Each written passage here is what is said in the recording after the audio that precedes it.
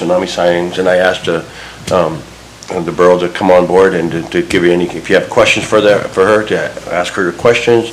She can fulfill any future stuff about the tsunami sirens. So, and there you go. You can talk to her. And on the phone is Brenda Alberg. Yeah, Brenda, why don't you go ahead and introduce yourself and then give us an overview. I know that the sirens got upgraded, and so I'm sure you probably have a little spiel you can give us. Hey, Linda, do you want me to put my camera on? Do you guys have that ability or no? Were we planning on that? I wasn't planning on that. We don't have a camera. No, that's fine. I don't have to turn it on. I just didn't know if you needed me to. I guess we're not set up for it, so audio will be great. Thanks, okay, Brenda. No worries. No worries. I have the face for radio. It's been great collaboration with all of the communities that have sirens. The project actually started about a couple years ago where we did it in phases. And so fast forward, and we were able to garner the grant funds to purchase the sirens and to get them installed. The contractor is called HQE Systems, and they have been here on the peninsula now since, June. They've been here for a while working on installing 16 sirens. We have 2 new sirens. That's one in Anchor Point, and the other one is in the Homer Boatyard. It's a private boatyard. And that we were able to get permitting to build additional siren and give coverage to that eastern side of the community that's in the inundation zone. So that was good. And so right now we've gone from install, now we're moving into implementation in the administrative side. So folks are having to bear with us as we got the noon whistle here, we call it at a fire station siren or siren 13, able to get that one finally programmed, and that was good. We really appreciate the community's patience with us on that. And moving forward, I like to tell folks that we had a system that was rabbit ears, complete with the aluminum foil. It still worked, but now we have Netflix, and the redundancy capabilities that are behind it are impressive. We have 4 different modes of redundancy, so that if one fails, it automatically finds the next mode until it can actually send it a signal. And we found that that was very important because, as we all know, especially here in Alaska, several of our systems fail on a regular basis when it comes to broadband, internet, cell service, satellite, you name it. So we even incorporate a good old-fashioned UHF radio, so that all else fails, we could even go to sirens manually, walk right up to them and set them off if we needed to. And the project, while right now we could go manual with the system if we needed to activate it, will be integrated with NOAA. It will be integrated with the program fit codes for our borough. And then we want to work with each community to give them local control for their specific sirens for their community so that they can use them for other purposes. And what that may look like, of course, is yet to be determined. We have in place with our municipalities a current memorandum of agreement that says that in the future, if we do improvements, how can we work together, and that we'll do so. So, we've, I think, covered the first step by galvanizing our relationship through the memorandum, and now we'll be working on the standard operating procedures, the SOPs, so that all of us are on the same page, can support each other during either an area-wide event or during a local event. And I'm happy to take any questions. Okay. Anybody on the dais have questions? Ben? Sure, thank you. Yeah, this is Ben Smith. Could you walk us through the sequence of what would initiate a siren to go off? Depending on the situation, so the programming includes anything from a silver alert of missing elderly child. It can be programmed for wildfires. We've also got messaging for hazard hazmat situations, there's, I believe, 10 different scripts that we can use at windstorms, tidal surges. It just really is going to be crafted to what the community wants for their specific community. And then coming to how it is activated will depend on the type of script. So for the tsunami warning, the way the script is written is that when the National Weather Service sends a warning out, that they include the appropriate FIP code. A FIP code is assigned to each borough. And we'll talk a little bit about that here in a minute. And so when they flip the switch on which FIP codes they want to activate, those sirens go off. We are one of those boroughs that when the warning goes out, our sirens go off. Then to activate them again, if they need to be activated after the first deployment, then we set a timer and we do it another 10 minutes later if it needs to be done. Or if there's an all clear, the borough is responsible for the all clear messaging. That is the sequence for the tsunami warning. Now, if a community chooses to have a wildfire warning or a high wind warning or whatever it may be, then that's something we'd want to craft that sequence together. What does that look like? How is it deployed? And how is the all clear done? And so those are yet to be determined, because what we want also with that is public awareness so that they would know what to do with the different tone. Dwayne. Yeah, hey Brenda, this So is lots of exciting Dwayne. things that could happen with the capabilities. Yeah. Brenda, this is Dwayne Atwood. I guess I have a question and a thought. One is that I think there's been some concerns expressed about the public address system warning the public, and then the public being perhaps indifferent or not responding appropriately. And maybe administration here can speak to it, but I'm just wondering about, how many different uses we would be looking at and how frequently. I mean, we can't clearly predict how frequently the address system would be used, but I guess, given tsunami, when we get an alert, people need to act, and I think we've had a couple of situations where people have not acted because they perceive there isn't a need. So I guess generally I'm asking, I mean, I don't know if administration again can speak to it, how often and for how many different types of warnings we might use the system. Well, I could take a stab at that question. It's really going to depend on what the local community wants from that system. If they say, no, we don't want anything more than the alert for tsunami warning, that's great. If they decide they're in a high fire danger area, that they do want that alert to be added, then we'll certainly work with them to do that.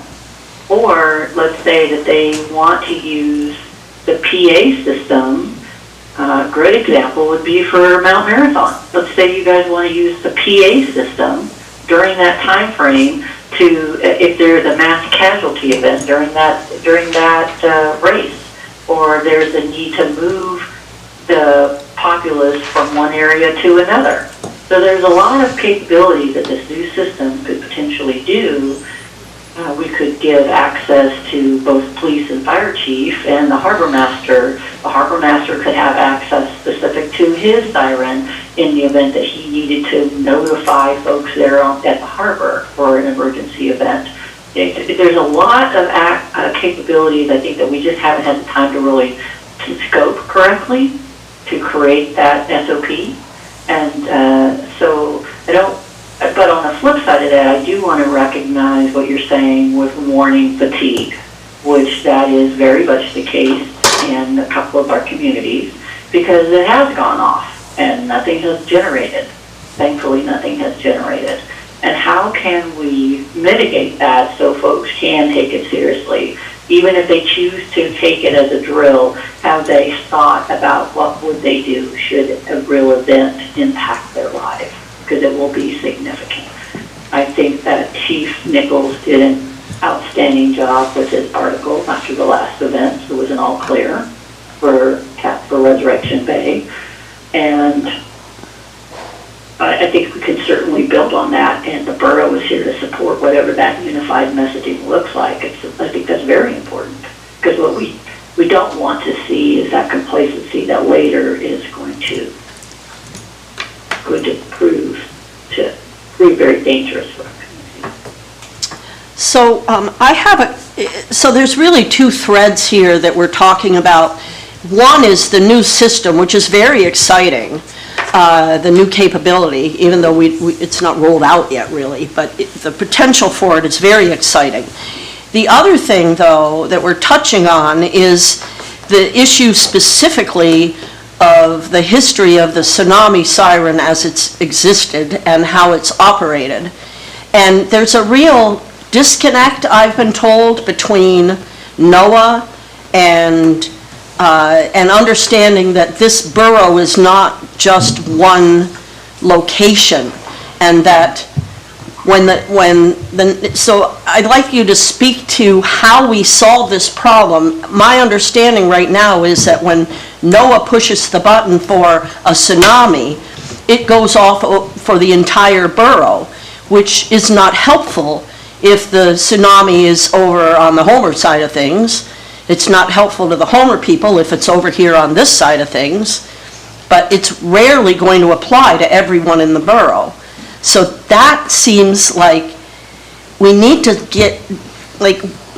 we need the new sirens and we need the new capability, but we also at the same time need to really solve this problem, I think, even more quickly, in somehow breaking the borough down into quadrants so that NOAA can say, okay, this siren should go off in Seward because the quake happened at Kodiak, versus, you know, something that's way out the chain that's not really ever going to come to us. Where is that? Who do we talk to and how do we get that? Yeah, I echo your sentiments. One of the challenges that I've recently come to understand through NOAA is that each borough is assigned a FIPS code. That stands for Federal Information Processing Standard. And so within a state, let's say in the lower 48 where there's 75 counties, each county would have a FIPS code. Works very well for a tornado warning. Sure. So many counties are selected and their sirens go off for a tornado. From what I understand, for the state of Alaska, to create these smaller FIPS codes or subdivided FIPS codes, however they want to call it, that's 3 to 5 years out. And that absolutely blows my mind that with today's technology that can't be a simple fix. I find that absolutely hard to believe. That was our last after action from the July 15th account that happened this summer, where you had people in Homer trying to evacuate these multi-million-dollar motorhomes and trailers and everything off the spit. That just was not going to happen. Right. So I think there's that. I think there's also, I have a tremendous respect for the National Weather Service and what they provide during emergency response. I want to say that. I think for the data sets that they give us, spot weather, marine weather, whatever it may be, we can't do our job effectively without them. But I also know that they have a very specific set guidelines that they have to function under when they do alert and warning, and it doesn't oftentimes marry well with what we as emergency managers or first responders do. So in other words, they go through their checklist and they're done, and it's up to us to pick up the baton and figure it out. And so I'm hoping that we can make some inroads with that. This last event, I think, also proved the importance of why we have to be at the table when these changes are made. How can we as boroughs affect change going through our congressional delegation? And because they can't, they're a federal agency, so they certainly can't do that. But that was something that we've offered and to help help make that change faster. Because the other part of that is when they trip those FIPS codes, that creates a map that is a misconception as well. This last event had the entire western shore of Kenai Peninsula, but all the way up to the Arm as part of the warning area. However, the messaging conflicted and said, no, this is where it's at. So when you have conflicting messaging, you also have to be able to ferret through that and get confirmation of what is or isn't real so that you can effectively do the all clear. I believe this is the first time that NOAA used the wireless emergency alert, WIA is what we call it, to notify people on their cell phones. Well, everyone from the Aleutian Chain all the way up to Eagle River got that notice. That wasn't effective messaging either. So I think it's more than just, well, yes, we recognize the problem. We need to do something about it. Madam Vice Chair. Yeah. Chief wanted to touch on something Yeah. too. And Brenda just touched on this, and Chief Nickel did a great job with his letter. He can jump up here and Is your mic on? speak for me, I know. I'm sorry, I couldn't hear if there was a question. No, Brenda, Chief Christ, I was going to just say that, you know, we should always practice. We don't do this often enough, and I understand your concern.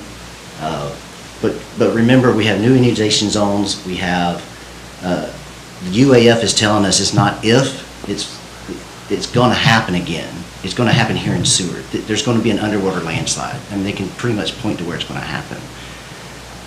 You know, NOAA sends out a warning. We're not going to have a warning.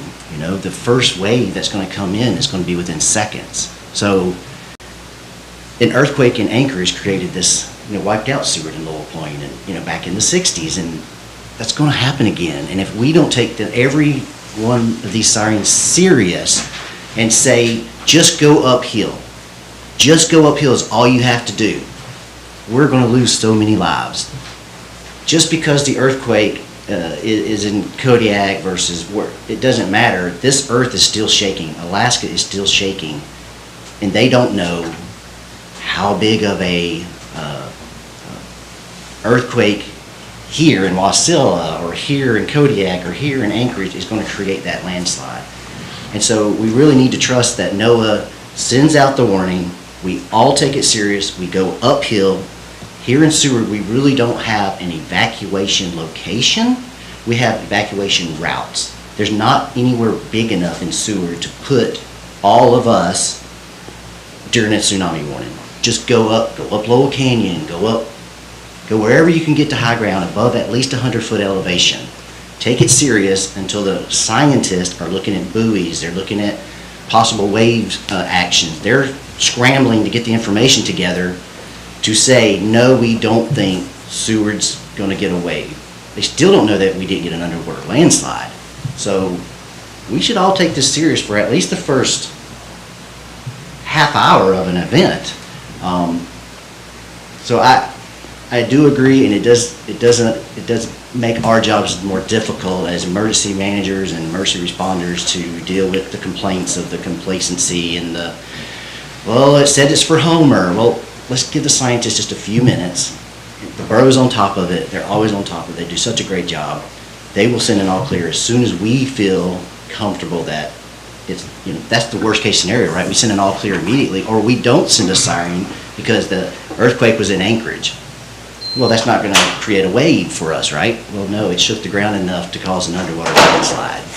That's my biggest fear. That's what I have a hard time sleeping at night is we're not going to know. Right. At least the first wave, it is going to take out a good amount of people. But if the sirens can go off, maybe, just maybe, the people in Forest Acres or First Avenue, whatever, that they can start evacuating and get into higher ground, and we can save some lives. But So maybe we need an education arm here working where maybe once, I don't know, once a quarter, we hold a tsunami awareness or, some kind of alert awareness Because I'm thinking, see, what you're saying right here, no, most people are not thinking that. They get their app out, they look at where it happened, they look at where we are, and they go, we're not in trouble. But the whole idea of this underground slide is not in everybody's mind. And so I think, because the push has been to get NOAA to break the borough down into quarters, or into segments, or into something. But really, the push needs to be to educate people that that isn't the solution, and that everyone... I think not only that, if I could interrupt Ms. Go ahead. Is very much what Chief is saying, is what are you doing when this happens for your own safety, your own accountability, and your family? Because the other part of that is, as he had said, you have an underwater landslide, or you have a portion of Bear Mountain decided it's going to slump again, and it's the right magnitude, it also will cause a tsunami event. Right. There will be no sirens. Right, exactly. There will be no time to alert. Yeah, exactly. Or the other part of that is that, let's say, even with four forms of redundancy on this new system, things happen. And we just finished the tsunami awareness campaign. We rolled that out. It was a soft rollout before the latest events happened with area-wide flooding. We're going to do that again. It includes products that we're having printed, and happy to share that with you. When we get them printed, I've got about 20,000 rack cards. The front part of it is what to do when you hear an earthquake, or when you feel an earthquake. It goes basically, it mimics everything that Chief just said. And then on the flip side of that rack card is a universal infographic, so that if we've got visitors that are non-English speaking, they can, or even they can't read, they can understand what it's telling them to do. So I'm really excited to share that with you guys. We literally just got the print order done, I think a week or so ago, so hopefully we'll be seeing those fairly soon. And printed enough off that also we have posters that go with it, and I'd like to get those laminated with the city's logo on it and be able to share that with you guys. Chief has access to all the other products under the Ready, Set, Go program, and this is the latest one. And Chief, just so you know, it's been uploaded to the website also, info.kpb.us, if you wanted to print off that poster now. I don't have the rack card uploaded on it yet. It's a pretty big document. I need to get with IT on how we do that. I would like, Okay, I got all kinds of hands here. Chief, I just wanted to add, it's funny timing about this, because Assistant City Manager and I have a meeting after this meeting, and we're specifically going over emergency operations and how we can better educate. Because you're absolutely right.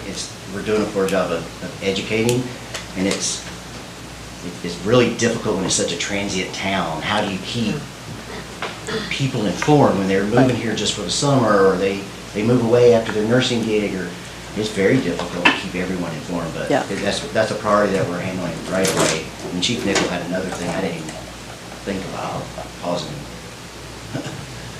I just wanted to point out, we've had an incident very close to home already with the landslide. And attached to that landslide, we already know, and we've known for all the decades that I've been here, that there's a fault line that runs right down that mountainside. And one of the things that the geologists are trying to figure out is that mountain going to just fall over into the ocean? If it does, we will have no time to react. So, there will be a huge wave. And, really what's going to be important is us, as our responsibility, is understanding what to do next. So that's what, readiness is super important, and those are things that we've got to work on. And it's just, the citizens just need to be super mindful of this stuff and be prepared to act as well, and understand what they need to do. So education is part of it, but also preparedness is a big part of it, because the reality is there's some things that we just can't do anything about. So I just wanted to point that out. Right. Yeah, I'm getting pretty frustrated. I was here in 68, 69 in the Coast Guard on the buoy tender Sorrow, and the city was discussing then what to do about this. And at the time, there was wreckage all the way around from the Lowell Point Road, out at Lowell Point, all the way around, and sometimes 2 blocks in. And the town was still trying to recover. And over the years, for economic reasons and whatever reasons, they decided to develop right close to the beach, because that's where people want to come to go. We have a situation now where we cram as many people down on the beach as we can, and we got one road out of town. And the Coast Guard cutter, big buoy tender, figured probably would survive, bouncing off the bottom, whatever, would be in rescue mode. There'd be hundreds of people that needed rescue immediately. It's just, even now, the city doesn't have capacity for that. They don't even keep a boat, I don't think, up and ready to go, just one. You know, we should have 3 or 4. They got a couple of work boats in the harbor, but they're not going to survive any kind of tsunami activity, probably. So that's one frustration. The other one is they talked about a second route out of town. Way back then, and it would probably be easy to do back then, there was a big slide in 35 that went all, I think it was 35, but it went all the way to 2nd Avenue across the 2 lakes area, filled in the middle lake. It was 3 lakes. That initiated above the fault line, which we call the bench on Mount Marathon, which is probably the same fault line that runs right down through Bear Mountain. So essentially, we got it on both sides of us. We got mountains that can slide, and so do other communities like Haines and stuff, and Juneau, but we also have, this is all a gravel moraine, like you were saying, to 80 fathoms out there. That's a lot of steep gravel that gets liquid when it shakes. And we could have 3 or 4 streets slide and move, not just 1 or 2. And so I don't know how the city could do it now. The Army had some roads up there on the high ground and behind the lagoon up there that could go towards where the schools is, above a lot of stuff, and maybe a second route across Resurrection River. Sure, it's millions of dollars, who's going to fund it, whatever, but if we have a major catastrophe here in town and you try to cram everybody up to the hospital or wherever the high ground is, we built our hospital right in front of Lowell Canyon. That whole canyon can slide or it's dam up. I mean, that's our hospital. So this town doesn't think very far ahead. And I've seen that again and again, and you know, they acknowledge the potential, but nothing happens. So the only other thing I have to say is about the tsunami warnings is I hope NOAA or the Alaska Earthquake Center, whoever picks it up, hits that button right away and then downgrades it, because the tsunami could be coming from Southeast Asia or somewhere way, and they may pick it up on the buoys. It's only 2-3 feet high way out at sea. As it comes in, it devastates us. And then it also wraps around land masses and it bounces around. So if you say, well, the earthquake's over at Unimak Island and we're not in direct line with that in Seward, but that don't mean we're not going to get a tsunami. So that's all I got to say about that. I'm done. And Vice Chair, so I'm going to touch on some of the items he said. So the harbor, depending on how long the tsunami, when it gets here, we will be pulling our harbor boats out of the water and putting them up at high land, because we know we're going to need them after the event. So that's already been in our plan. Right. And the second thing is, there is a road that goes up and around on the high side, and the chief says we've been working on it, and part of our plan is to have that road fixed. There's some creeks in the way that we got to take care of, but we do have the second evacuation route up and around. I just want to say that. So those things have already been talked about and then being planned. So Good, good. Somebody had questions. Ben? Yes, first of all, I don't want to discount the nature of our location. It is a very hazard-prone area. There's a lot of risk factors involved, and as mentioned, the tsunami sirens are not going to sound in some of those cases. I would like to maybe suggest we kind of keep the conversation towards the tsunami alert system as it pertains to the borough and NOAA. I think another work session at some point to further look at some of these things that haven't been addressed would be wise. The tsunami sirens, when they go off, I've lived outside of town and now inside of town, and you can check on the Tsunami Warning Center, and almost immediately they do have site-specific information. It says Seward, Sandpoint, Homer, wherever, and they even give you estimated wave heights. They have that information down to the geographic areas that are in question that are not related to that FIPS code. So why can't we use that metadata that I have actually did quite a bit of research on this. It's sent out, it's available. Why can't that be tied into our system so that it sounds when the alert is actually for us based on those models? That's my question. This is not information that is unknowable. And where is it? Well, so yeah, there's a variety of different protocols that go out, but the Tsunami Warning Center is in Palmer, and I wonder if we could almost reach out to them. But that sort of long range information, like there's going to be a tidal event or a wave event in Seward, it might be hours out. They know that. We shouldn't sound the alarm if we know it's going to be hours out and it's not for this area. That's what's breeding this distrust of the system.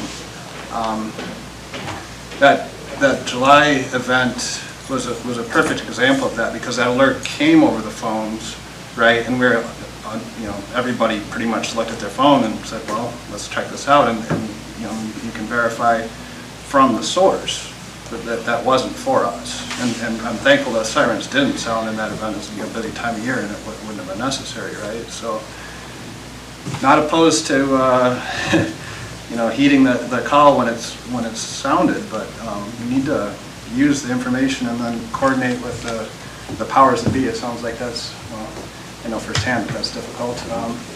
There's multi-agency interactions, but technology is there. I think we need to use it appropriately.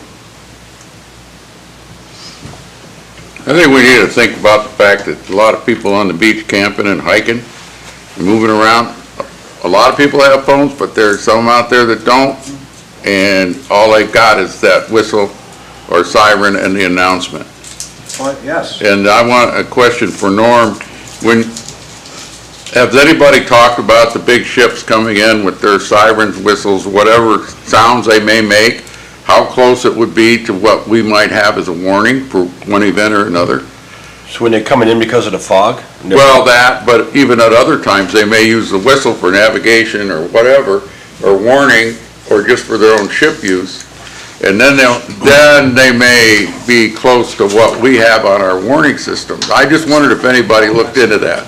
I don't think they're the same, because the tsunami warning system is a long siren. I know. They're just doing their toots to let them know, like during the Derby, to let boats know they're coming in, and then especially the fog, Yeah. which Dwayne can touch on, because he works down at the railroad dock, where they come in, and he can touch on that. So, Has anybody actually gone and talked to those companies and talked to the Coast Guard about their signaling system and their signals, and how close they would be to our various warning signals? So that we might have something different, but it might be close enough, and so people will be getting false warnings, and that's what we're talking about. So I just wanted to bring that up. That's an answer down the road. okay.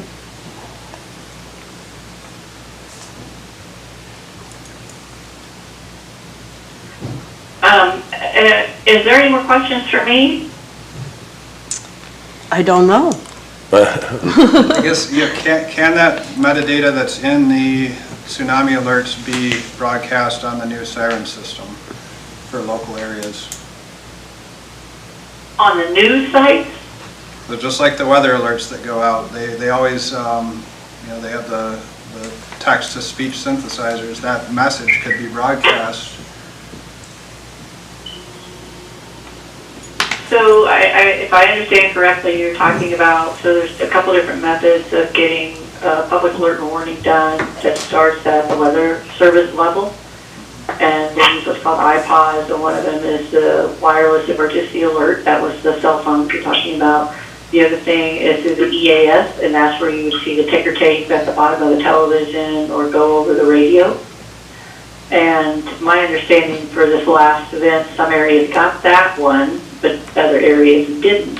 So in other words, the reason why Seward didn't get it is because they weren't supposed to, so that for them it worked. That part worked, but unfortunately Seward shouldn't have got the WIA on your cell phones.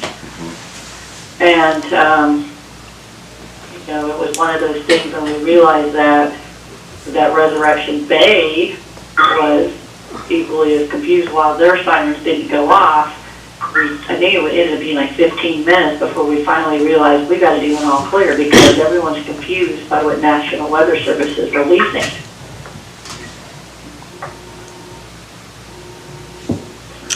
Yeah, I think that that's a key piece, right, is when they do something that then confuses everybody.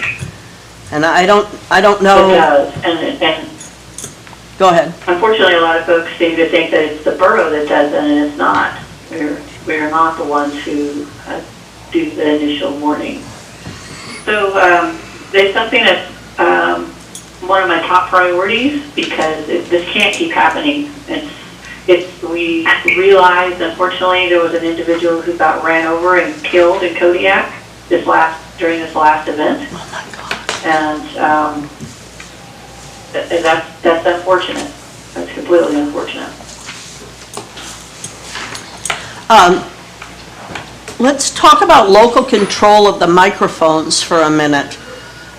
Does each tsunami siren location have its own local microphone? It doesn't have its own microphone, but it has capabilities to hook up to it.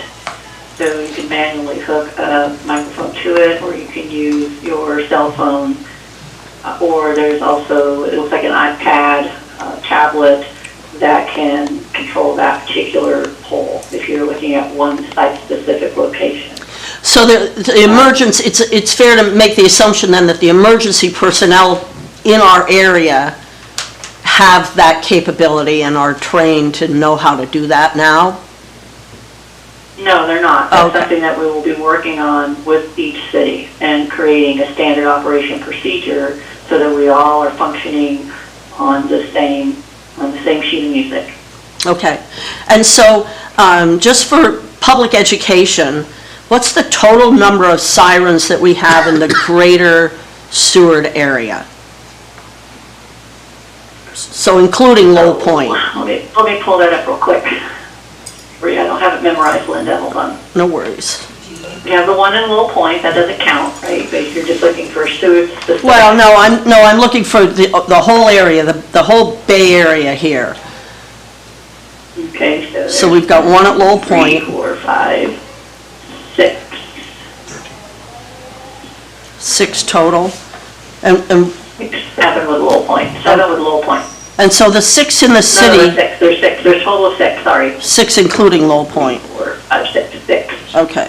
And so what are the locations of we know where the one on Lowell Point is, at the lagoon there. What are the other locations? Sure. So Seward Marine Industrial Center, Seward Nash Road, Seward Harbor Master, the high school, fire station, and of course Lowell Point. At the sewer facility, Okay, sewer treatment facility. so SMIC, yeah, that's 5, yeah. Is there one SMIC, at Bear Creek? Nash Road, the high school, and the fire station. Is there one at Bear Creek Fire Station? There's not one, that's the No. entire one for here, right? Yep, okay.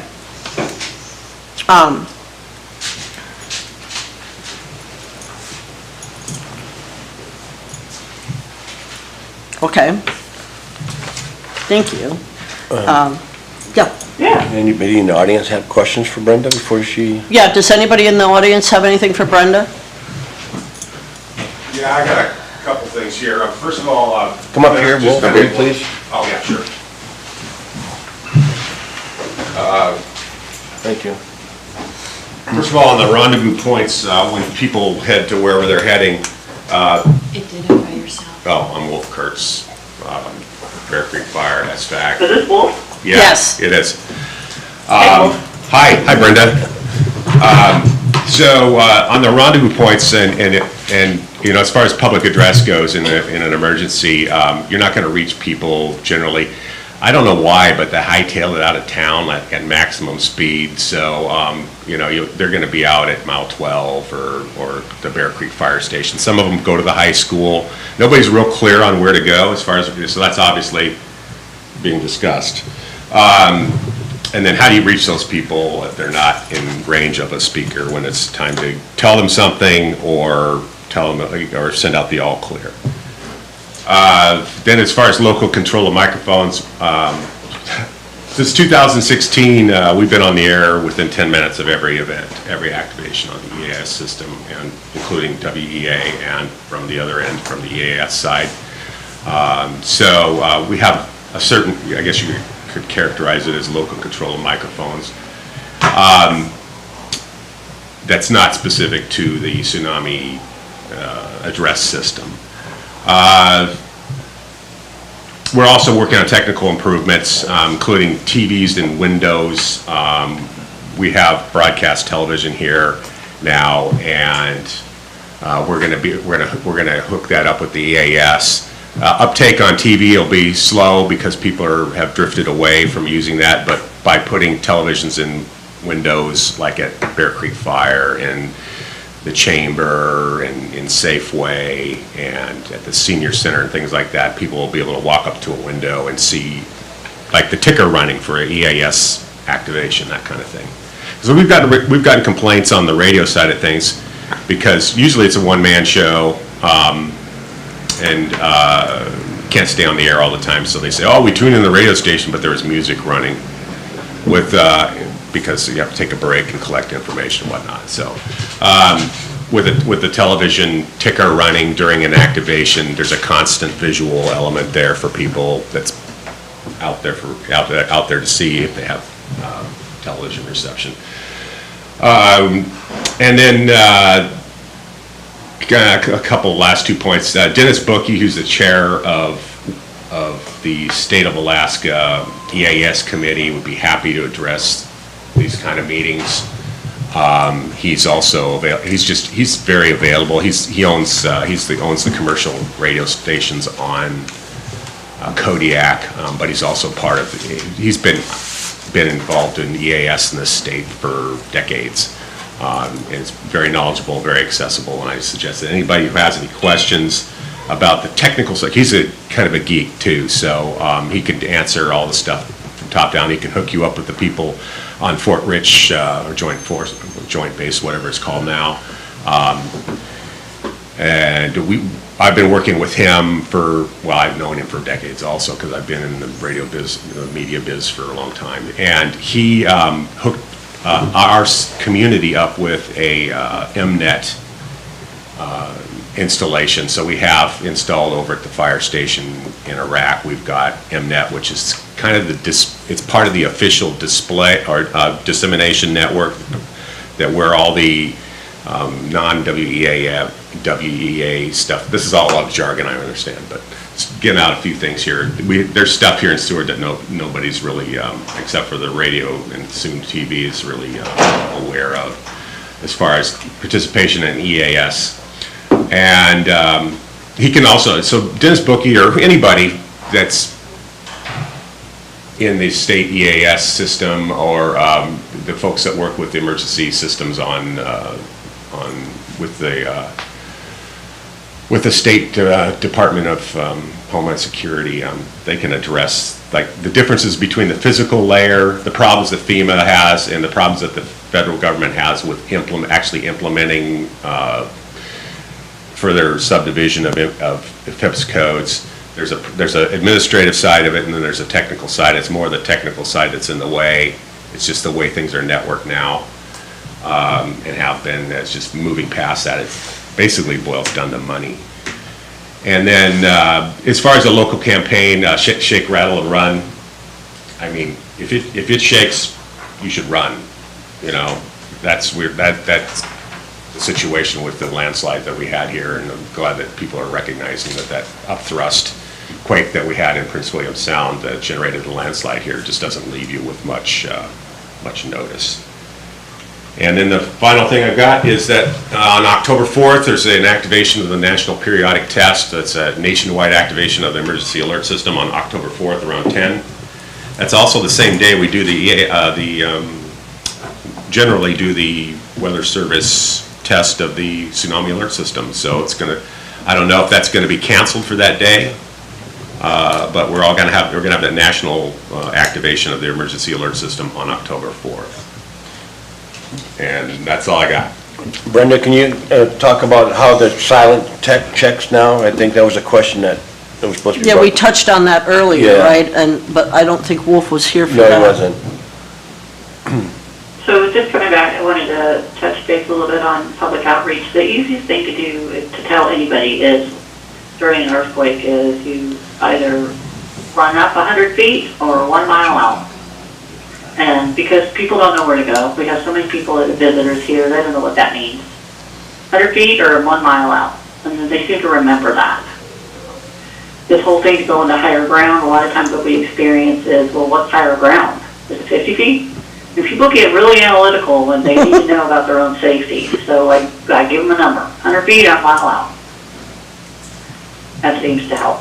So coming back to this quiet test, typically we had the monthly test where everyone could hear the siren. This new system, it's done as a quiet test. It's actually done every day. You just don't hear it. And the system log, we can go into each siren and see what's going on. Just very much like thanks to Chief Craig calling me the other day to say, hey, we turned the siren off. It's going off for way too long. I could pop right into the system and turn it off. And it's got a lot of capabilities that allow us to see analytics from the backside that we no longer have to rely on that monthly test. Now, if a community says, you know what, we really want that monthly test, let's work with them. And we'll put your program in, put a script in so that you get an audible test once a month. Thank you. So before you go, Brenda, just to recap on the moving forward and the capability now of using the new sirens for other purposes. If I understood you correctly, what you're saying is that that's going to be determined by each local community, what they want to use their sirens for, and then the scripts and all of that, and it'll be different tones, right? It wouldn't be the same tone, it would be a different tone. All of that is in the future getting decided, is that right? It's gonna have to be an agreement between the borough and the city. We have a little bit of work to do, what that looks like for each community, for each city, as well as the responsibilities moving forward with maintenance agreements, the cost that goes with it, and also, here's how I look at it as the emergency manager of a significant system that is value-added capabilities to each community, is now I'm also a customer service rep. And I want to be able to provide these capabilities to each of these cities based on what they want to do. And together, we can provide another layer of public alert and warning to our communities. And that's exciting. And I appreciate the relationships that I have in the community of Seward and Bear Creek and Will Point, so that as we move forward, not only with this system, but other functionalities that we can do so to meet our public's needs when it comes to safety. You know, that comes, you know, even Chief Craig recommended to me the other day when we get the final script done for the tsunami warning, let's make sure that we don't just put local radio, let's tune in to our local radio station. I'm sorry, Wolf, I can't remember the number right now. And I said, yeah, let's make that happen. So right now, while we're going into implementation, that's one of the first things that I'm going to make sure gets done for Seward, which I think is a pretty cool idea. Why not? Makes perfect sense. Yeah, beautiful. And then, so for admin, how is that going to evolve here? So Doug, it's going to be discussion. Well, I think we, I think that's a coordination that I need to do with city officials, and as soon as we've been trying our best to give them regular updates, even so much as I'll throw a group text to the responders there in the sewer when we're doing something that I need them to know about immediately, and so they can help share the word if something's going on in testing. And so we're not quite at that next level yet, Linda, but certainly when we are ready to go, we're going to reach out to them and start rolling up our sleeves so that we can get an implementation strategy down. Okay, great. Does anybody have anything else for Brenda? Questions or comments? Thank you so much for joining us. I really appreciate your time and all of the information you shared, and we all look forward to working together in the future to make this a really amazing system. Yeah, it's great visiting with you guys today. Have a good one. Yeah, Thank thanks, you. Brenda. Thanks, Brenda. Bye. Bye. Okay, so. So I know that Chief Price has already talked about, they're going to be discussing future and what we need to, so they're going to be working on it, administration is, so when it comes up, we'll probably have a little part of a work session or something, either with council, with everybody, whatever, however it works out. And it'll be brought to you then. So I know they are working on it, so. Yeah, and anything that we can do to help facilitate it, use us, is my thought. Does anybody have any other comments about this, questions? Okay, anything to wrap up? Jason? Welcome, it was nice to have you here for your first PACAB meeting. Norm, anything? Nope, good, thanks. I guess to overstate the obvious, we have a lot of technology options here. This is great, but of course we're looking at, the directed messaging and the accuracy, so we don't, suffer from, information overload and become complacent. It seems like that's the challenge, but it's reassuring to know that there's this much technology available. Anyway, more work to be done, certainly. Yeah. Yeah? I think we're just scratching the surface of this.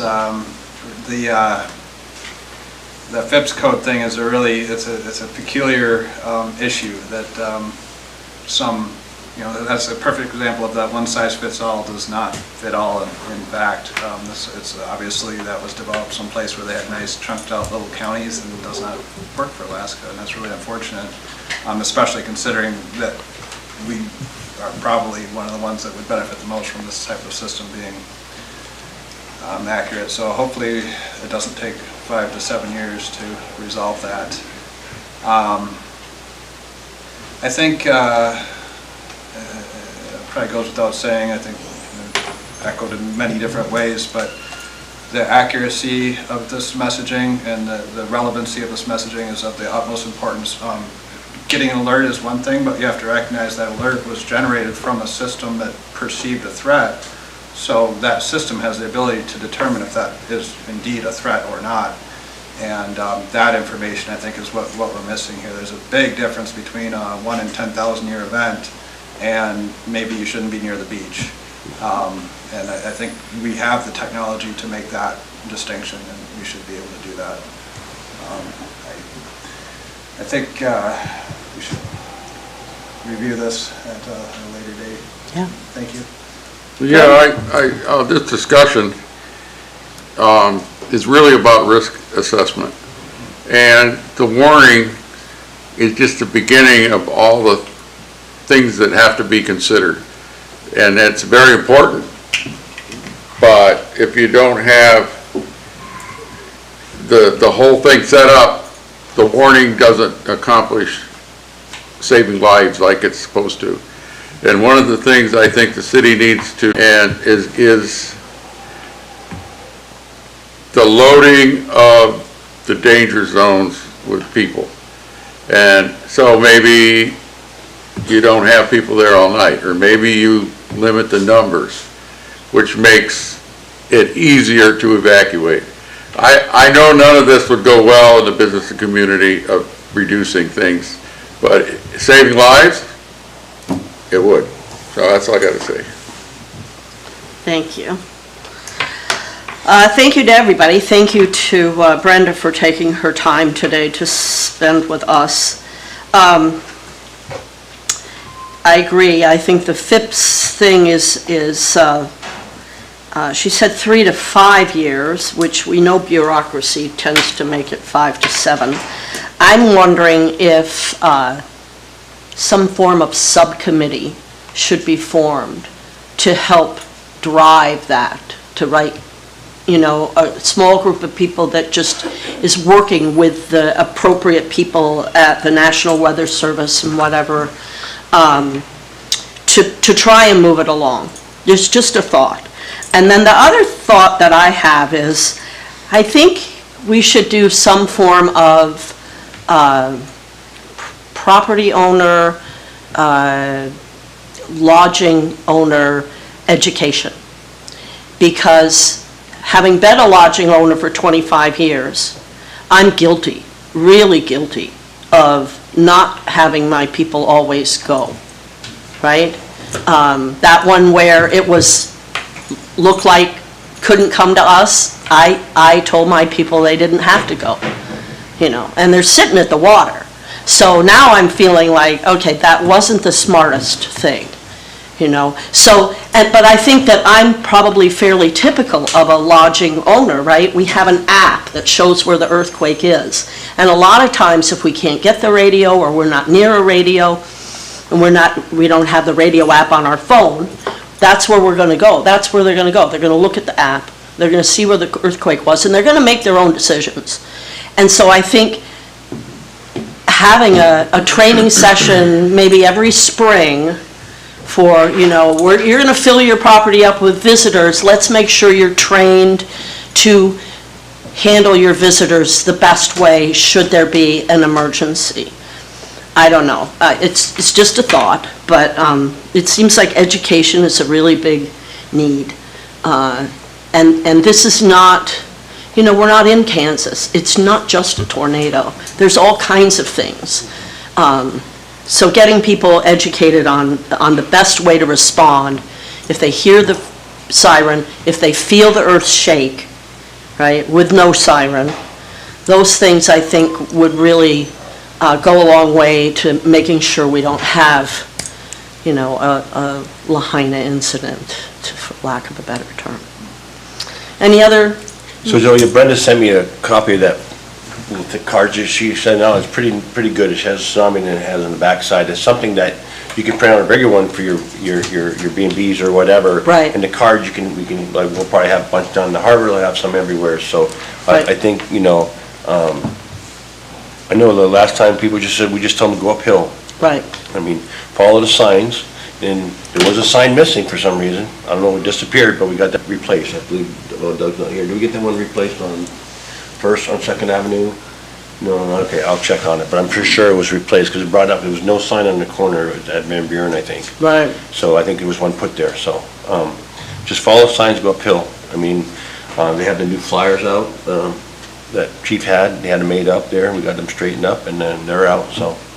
Just more information we can put out to the public, I think is what we need to do. Right, yeah, great. Norm? Yeah, so we're planning, the railroad's planning for, I think, 4 cruise ships at a time being in port, is that correct? We've had 3 at a time recently. But I mean, down the road, they're gonna redo the docks and the whole scenario there for up to 4? We would potentially serve larger ships, so Right. the effect would be the same. So what I'm saying is, okay, when a tsunami's coming, the water runs out, sometimes several minutes before the tsunami hits, it recedes out. Those cruise ships ain't going anywhere. They'll be on the bottom. And so you've got potentially, what, 4 with crew, 4,000 to 5,000 people on each one of them. So basically, I guess the plan is now they survive on the ship or they don't. Well, it depends on where the tsunami's coming from. If it's Well, coming yeah. within the bay, you don't have time for anybody, nobody has time. Right. Yeah. But that's what I'm saying is, you're gonna have a lot of people stranded on ships, and in Valdez, that didn't work too good with that ship that was there in port when the quake hit in '64. So that's another thing that I've never heard anybody talk about, is the exposure you're getting with the large influx of people and cruise ships. That's it, just wanted to make Okay, that just I comment. know that we've done mass evacuation with the cruise ship agencies, we do it every year, and, you know, the tsunami thing, I think if they have the time, they would pull out into deep water. I mean, that's what their plan is. If they have the time, they'll pull out in deep water. If they don't, they don't have time. But I know we do the training every year with them, so. Yeah. We can't be ready for every scenario, but we can be as ready as possible. Need ready for the worst ones as much as we Right. can. Okay, if nobody has anything else, I'll adjourn this at 1:10 in the room. Thanks.